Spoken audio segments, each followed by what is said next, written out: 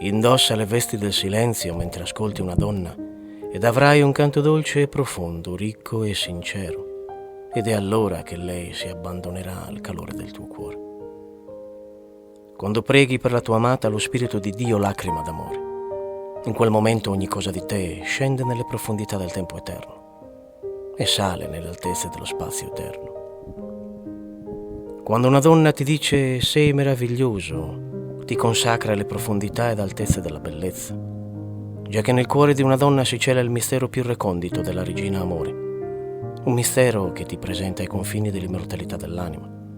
Ed essendo meravigliosi, noi non temiamo il mondo. Quando hai amato e non sei stato ricambiato, non hai perso nulla di tutto ciò che amore stesso ha riservato per te e in te dal principio di ogni cosa.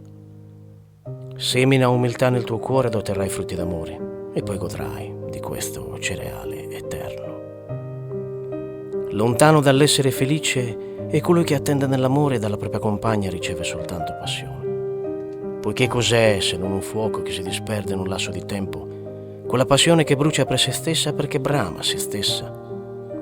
E cos'è invece l'amore se non quella fiamma senza tempo che riempie di calore tutti gli spazi del corpo, del cuore, dell'anima e della mente? Lontano dall'essere felice è colui che attende nell'amore e dalla propria compagna riceve soltanto passione. Innamorarsi, coperti dalle vesti della bellezza, non più nudi e indifesi, ma forti e liberi.